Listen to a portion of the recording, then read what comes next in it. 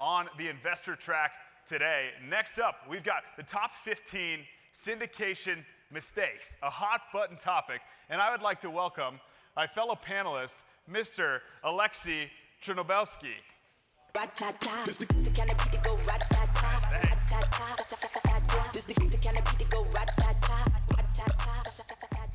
Awesome. Aleksey, thanks so much for joining me up here today. Thanks for having me. I have been a Twitter follower of yours for about the last year, where you have a pretty sizable audience. Growing. Growing. All right. Very humble, as you can see. And so one thing that Aleksey does, and we'll let him touch on his background here, but he advises LPs strictly. That is his focus. And through doing that, he's probably looked at more investor decks than maybe anybody else on the planet. He's seen the good, the bad, the ugly, and we're here to talk through what those things are. But will you give us a quick background on yourself? Yeah. Hi, everyone. Thank you so much for being here. Background, just at a high level, is I worked at a public REIT, was involved in billions of transactions there, and then saw a little bit of a gap, or a bigger gap in some sense, in the GP-LP marketplace, and so decided to go after it. And so now I advise LPs full time. I write about it twice a week, and I always try to post stories that are relevant for folks to learn from, in a way that's anonymous to both the GP and the LP, so that no one needs to be hurt in the process, so to speak. That's great. And one of the things that I think is incredible about your story that maybe you don't always share is you actually raised a fund pretty successfully, a large fund, and gave the money back. You decided, hey, I'm having a hard time placing this capital. I don't remember what year that was. And you said, rather than try to deploy this for the fees and all these things and for these wrong reasons, gave that capital back and decided to then go into the advisory practice. Yeah. I think it's one thing to raise money. It's certainly difficult, but I think the next question is whether you should deploy it, and sometimes the answer is no. Mm-hmm. Well, hats off to you for making that tough but right decision for yourself at the time. So let's jump in. The top 15 things, and we've got a whole list here. And this list comes from an article that Aleksey wrote about in his newsletter. Yeah. But let's start. First off, any syndicated real estate deal with lower than a 65 split to LPs. That's controversial. Yeah, so maybe I'll just give a quick prelude or introduction. So like Garrett said, you guys can see this for free with all the details on lplessons.substack.com, or you can probably search for the article and find it. One thing that I want to differentiate between is red flags and what I call in the article kind of like reasons to stop and think. And so that's what these are. In other words, if you see a deal, using this as an example, if you see a deal that is a 60% split to LPs, that should not tell you like, oh, pass, right? What that should tell you is like, oh, that's a little bit off. Let me see if something else will compensate for it. And so I'll just give you guys an example to walk through this. Let's say you see a deal that's a 60% split, and the alarms go off, so to speak, and then you find on the next slide that the pref is 10%. So that becomes a different decision, right? You sort of have one factor that compensates for another, and obviously the entire investment process is one of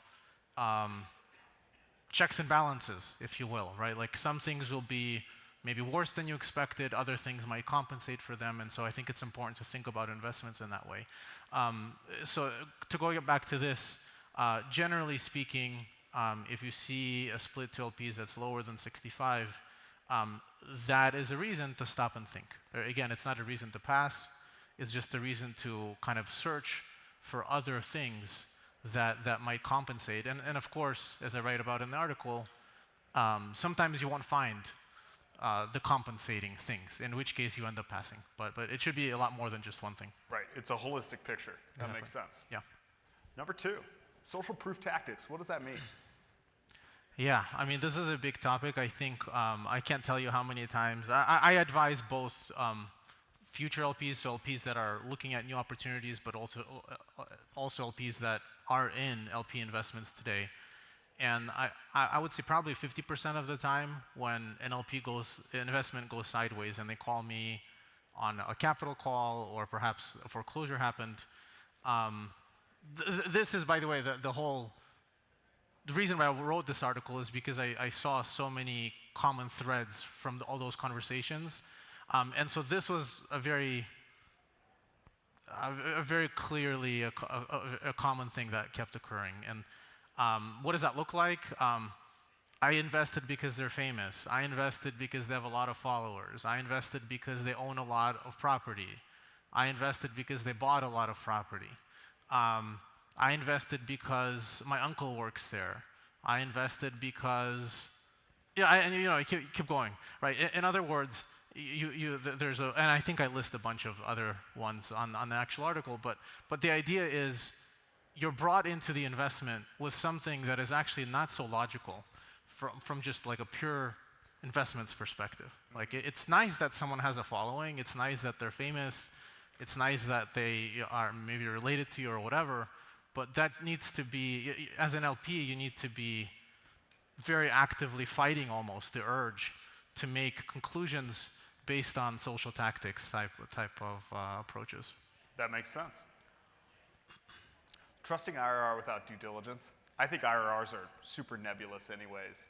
And I think most GPs really should make sure that they are providing a number of projected financial ranges rather than, hey, 30% IRR.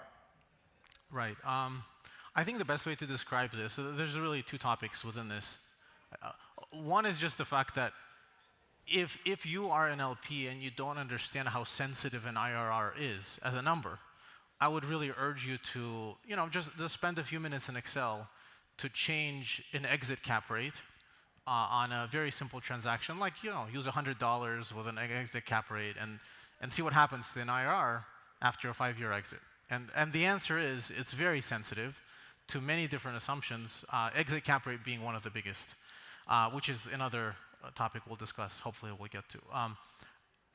The reason why IRRs, and I speak to LPs all the time, every day, and it's a very common thing for them to say something like, well, I don't really waste my time if the IRR is below 15%.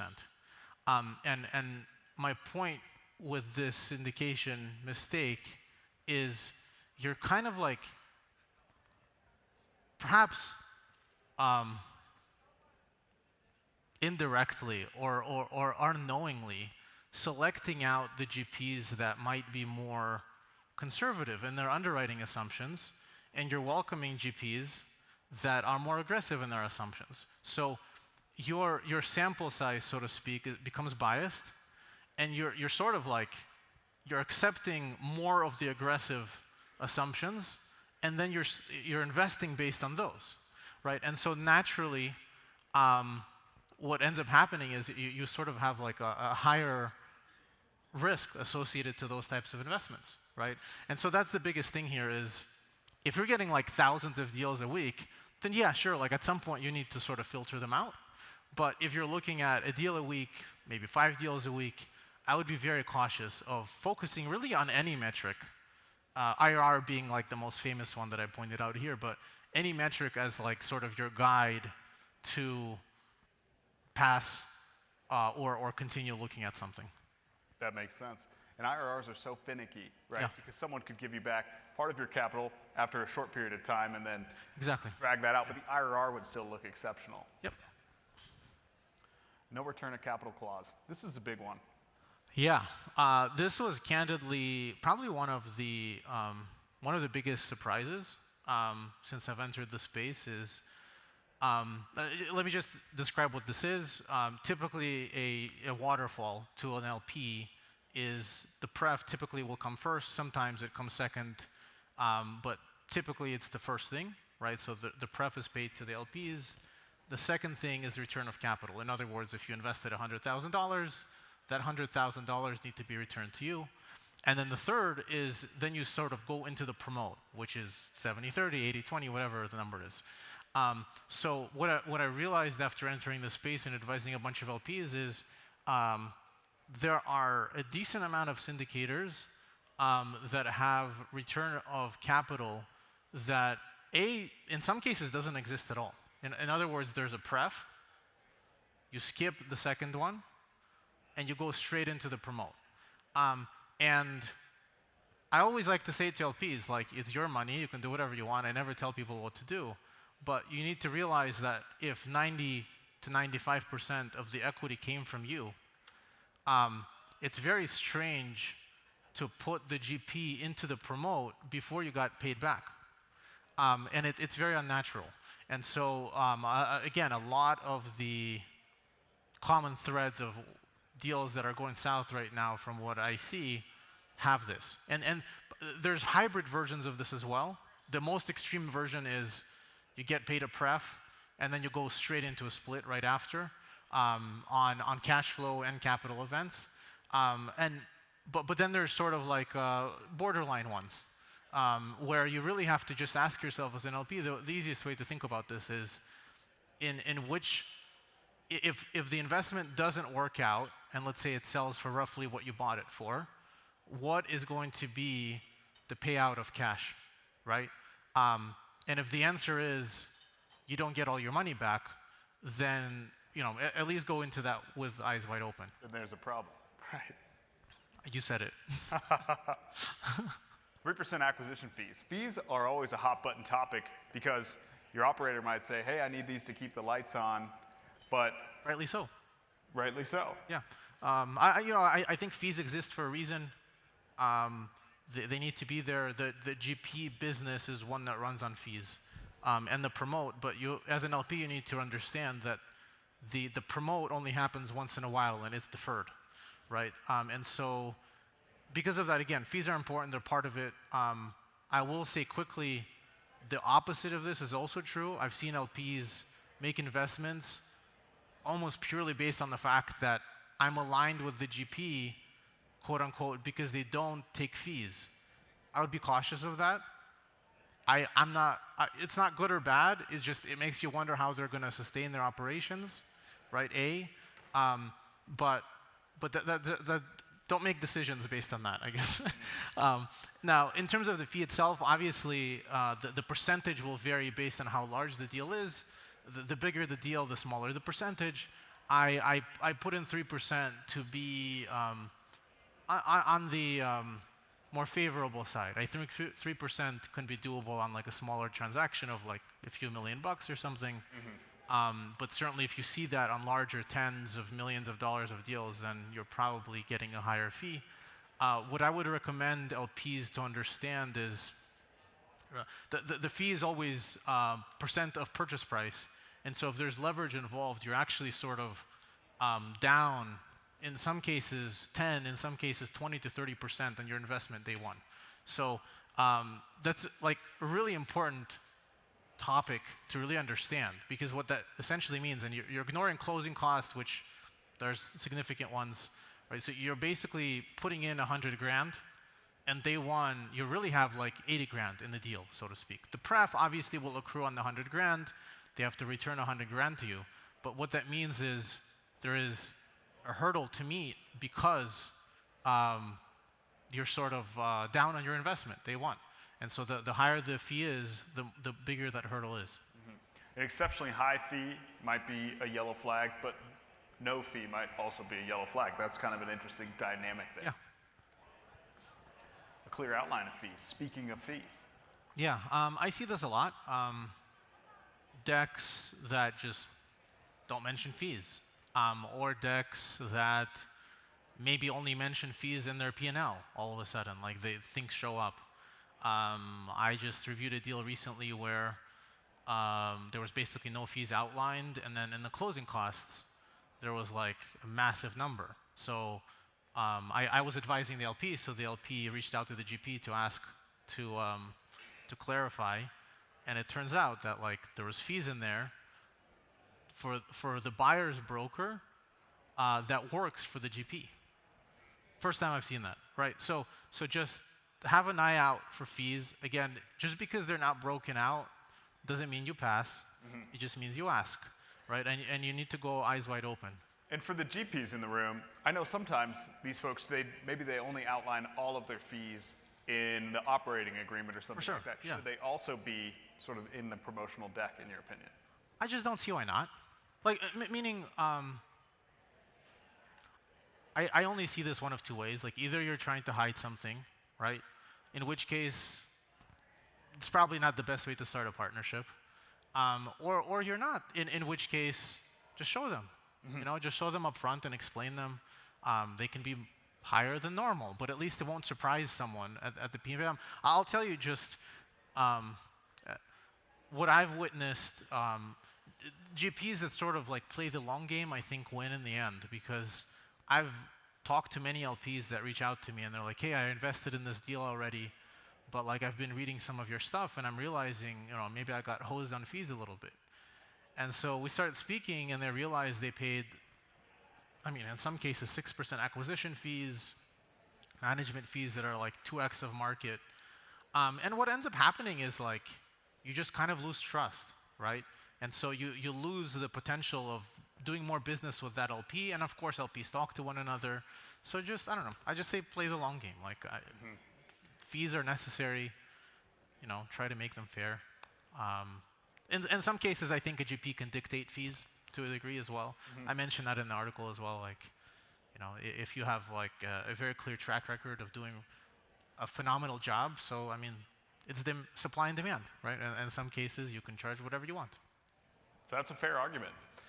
Exit cap rates that are lower than entry cap rates, so modeling cap rate compression throughout your hold period, why is this a problem? Again, not a reason to pass on a deal, but reason to stop and think. I think this is probably the #1 thread across all the deals that I'm seeing right now that are not doing well. And that's just because it's a very simple way of making an IRR look really good, right? I mean, it's really simple. And again, I encourage you to like actually try this so you can see it. The way that I always advise LPs in these circumstances is there's nothing wrong with cap rate compression, which is what this is, as long as you know that you're going into this with a exit cap rate assumption of so-and-so, and that part of the deal is not in the control of the GP. That's the big part that I think a lot of people don't understand is it's in control. It's just not in control, yeah. I think there's like subtle exceptions to this where you can actually have some impact. Like for example, if you're converting from one asset class to another, the exit cap rate would be dictated by what you converted to. There's some other exceptions, but I would say 90% of the time, in an exit cap rate compression case, you're really like making a macroeconomic bet. And if you are comfortable making a macroeconomic bet through a piece of real estate, then do it. But at least know that it's a macroeconomic bet and it's not something that the GP can control. And if your deal only works because you're compressing the cap rate throughout the hold period, that might be a red flag. Yeah, it just tells you more about the deal, yeah. Let's talk about business plans and how detailed those should be. Yeah. What makes for a good business plan? I think the best way to answer this is, like, you're an LP, you're a passive investor. A GP's, I think, #1 job is to explain in a simple and thorough way what are we going to do, right? And why we are the right party to do it. And if either of those are missing, then you sort of have to wonder to yourself, like, what are you going to do, right? And if the supporting evidence isn't there behind some of your theses, then, you know, like, you have to wonder, right? And I just, while we're on this topic, I put out a series of articles that I call them the 3 LP investing pillars. The third one, which I think, you know, happy to debate about this, but in my opinion, when it comes to LP investing, where you're like a silent partner, the property itself, which is really what this GP business plan is talking about, that's really third in my opinion, followed, you know, and that's after #1, which is who is the GP? Can you trust them? What is their track record? Do they have any business doing what they're trying to do with this property? And then 2, which is alignment of interest, which deals with co-invests, waterfalls, fees, stuff like that, structuring. And only then you sort of get to the property. I think that's somewhat counterintuitive, but like that's important to note, I think. Of course. Multiple GPs in the same deal. We see this a lot, particularly when folks are starting out. Hey, we're doing a joint venture, my company, your company, all these things. Why is this a problem for LPs, or why should they look out for it? Right. So I'll say I've seen many of these work out really well. I've also seen many of them fail, like really terribly. The thing that you have to look out for as an LP is, if you see a deck and there's like 4 co-GPs or 5, I've seen 10, I think, in some case. Like, you just wonder, like, who is making decisions? Like, who actually has control of the deal? If something goes wrong, do any of you have rights to sort of kick the other party out? Who's contributing the money? Like, where's the co-invest coming from? Is it like 1/10 from each party? Or really it's one person, right? And so all of those they kind of get tricky, And so again, it's not necessarily a reason to just pass, but it certainly, it should raise some questions in terms of the involvement of each GP. As with anything, Right. Who's that controlling party? Yeah. Who's making major decisions? I think that's huge. Let's talk about management team experience. Yeah, I think that's part of the first pillar, which is just execution, right? Like the GP's ability to execute, which stems from their track record, experience in the exact space that they're trying to go after, and their reputation, right? And I think here I'll just mention, you'll see the and in capital. There's a lot of experience that tends to sort of get fudged together as being the same thing, and they're very different. Like brokerage, and I have like several tweets on this. I think it's like brokerage experience is different than investing experience. Investing experience is different than operating experience, and operating experience is different than construction experience and development, and so on and so forth. Meaning, and the point I'm trying to make is, no one is perfect, and no one is probably going to have experience with all of it, right? But you really need to go into something, and like if you're speaking to someone that has never done development and they're doing development for the first time, but they have a history of operating deals, it's like, well, okay, that comes with a higher execution risk, and you need to compensate for that somehow with the rest of the investment. So, speaking of management team, let's jump into track record, and Yeah. I really want to touch on the fact a lot of folks who are coming to the Best Ever Conference are coming because they might be looking to figure out how to do their first couple of deals, in which case they might not have that track record that a lot of LPs are going to be looking for. Yeah. How do they address that and overcome that? Just be honest. That's the best way. I mean, I've advised LPs on a deal where it's like the first deal for the GP, and the LP is like, it was such a breath of fresh air to talk to them and them just admit, like, hey man, like this is my first deal. Like, I'm not gonna tell you that I have 20 years of experience and it was like in residential when I had a rental. It's just my first deal. Like, you either trust me or you don't, and maybe I'll give you some better economics as a result. I think what not to do is the opposite. Like, I see track records that like exclude certain deals that happen to not go so well, right? And I think you get into a space where you start just trusting GPs a lot less. Mm-hmm. That makes sense, particularly the exclusion of deals that might have gone wrong. I think having a holistic picture of track record is probably important for most of the operators in the room. Yep. Co-invest. This is always a hot button topic. Should your GP be co-investing? Should LPs require that co-invest? If I'm new, how do I come up with the $500,000 that you want me to co-invest? Let's look at this. Yeah. So as everything here, I think it depends. If you're talking to someone who has a net worth of 100,000 and you really believe in them and perhaps they have really good experience, their co-invest, the co-invest should be viewed sort of like in relation to their net worth in a sense, because it just needs to be material, right? All else equal, where I guide people is like 5 to 10%. Do you need it?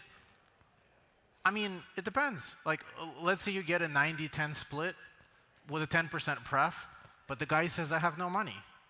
Okay, So such a deal can be compared with one with a real co-invest and a 70-30 split, but you get a higher percentage of the upside, right? So it's a conversation, and you know.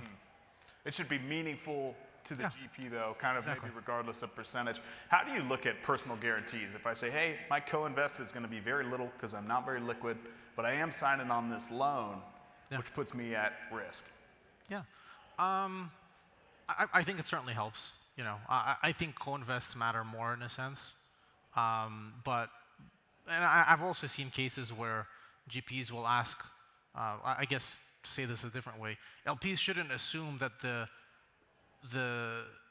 signature on that loan doc is actually from the GP.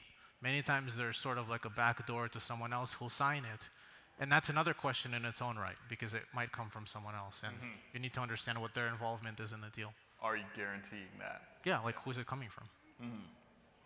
Debt assumptions, rent and price assumptions, and revenue increase, expense decrease. These are all kind of underwriting-esque. Yeah. Let's jump into those. Yeah, I'll just address them shortly. I know we're out of time.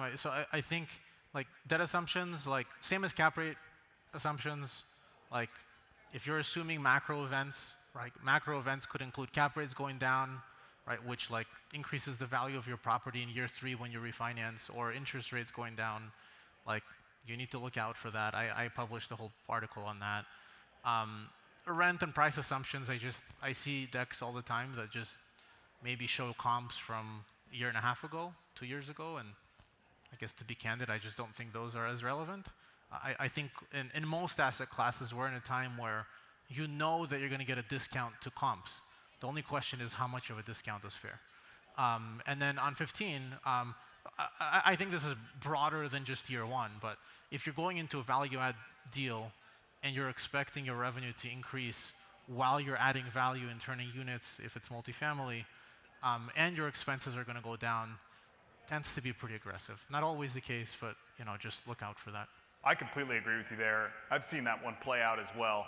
Hey, we're amazing. We're going to buy this asset. Yeah. We're going to increase the rents. We're going to drop these expenses all at the same time in the first 6 months. Yeah. All these things, and it's like, I don't know if that's possible. So maybe give yourself more time. The deal will be okay. It doesn't make the deal bad. Yeah. Doesn't have to be in year 1. Let's be realistic with our business plan there. Yeah. I appreciate that. Well, these are the top 15 from you, Mr. Aleksey. You can find this article online as well. Thanks so much for sharing this with us. Thanks for Any having me. final thoughts on things GPs and LPs should be looking for? I think the biggest thing is just try to have a broad lens on your investment. Like, I think there's almost like a robotic sense of wanting to focus on what the IRR is, or what the rent growth is, or what the cap. Like, everything in investments will, offset one another in a sense, and you really need to figure out where you're comfortable. And the last thing I'll just say, I just because I keep hearing it, is like this concept of, oh my gosh, like I'm so glad that this GP took my investment. Like that's true, but you know, like it's a two-sided world. Like the GPs need your cash, you need a great investment.